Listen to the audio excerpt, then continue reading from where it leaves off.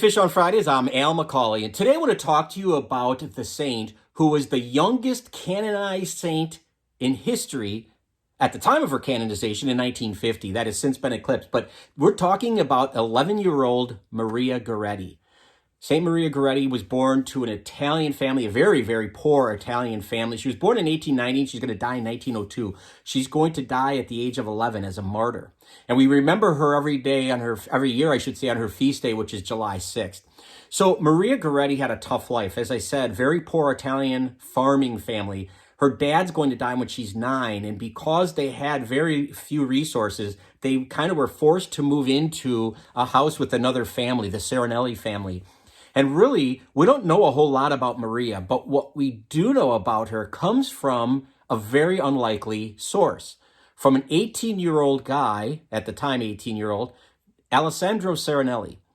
He was somebody who looked at Maria and saw her with a lot of lust. And he tried to get her to sin, to be immoral with him, and she would have nothing to do with it. And on one occasion, when they were alone, he attacked her and tried to assault her. And she fought valiantly against Alessandro. She did not want to do this. In fact, she screamed at him, "It's a sin, don't do this." And he was so enraged that she would not give in to him that he grabbed like an ice pick that was nearby and he stabbed her. He stabbed her 14 times. And she was rushed to the hospital, and she was going to die within 24 hours of receiving her injuries. But it's interesting because before she passed away, she named her accuser. But she did it in an interesting way. She said, "I forgive Alessandro Serenelli, and I want him to be in heaven with me someday."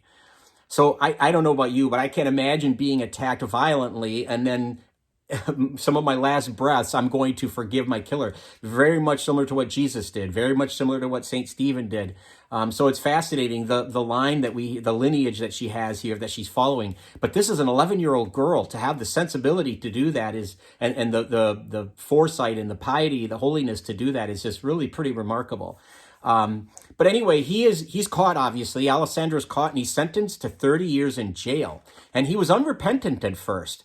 And while he was in jail, at some point, he had a very vivid dream where Maria came to him. And she was standing with the Blessed Virgin, Mary. And Mary was handing her flowers, lilies, that she then was handing to Alessandro. And she handed him 14 flowers, representative of the 14 wounds that he inflicted upon her. And he realized at that point that he was forgiven, and his heart changed, his life changed. After 27 years serving this sentence that was 30 years long, he was released from prison.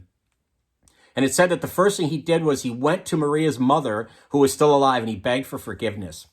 And he's going to live until 1970, but after he was released from prison, he moved to a Franciscan friary, to a monastery, and he worked as their gardener. He did simple jobs. He was a very humble man. He prayed often to Maria, had a strong devotion to her, and really wanted to emulate her holiness. In fact, it was his account that, the miraculous account of his conversion, that was a lot of the reason that she ended up being canonized, as I said, in 1950. And in a first ever, at that point in history, he attended with Maria's mother her canonization in 1950. So it's pretty remarkable if you think about it. This young lady is being made a saint, recognized as a saint, and in attendance is her mother and her killer. What a remarkable story of forgiveness, of transformation because of forgiveness. And, there's all kinds of lessons here for all of us, not just to be chaste and pure and all that kind of thing, which is certainly true of Maria, but to what extent will we go to forgive those who have harmed us? To what extent will we be able to open ourselves to that forgiveness, that same forgiveness that's offered to us by virtue of Jesus' death and resurrection? So a lot there. Maria Goretti is just a wonderful, courageous young lady, and a saint that's good to know. So that's Maria. If you'd like to share this content, that would be great. We'd love it if you would subscribe to our YouTube channel and follow us on Facebook. But either way, please keep tuning in every Friday for Fish on Fridays. Until next time, please be good to each other, and God bless.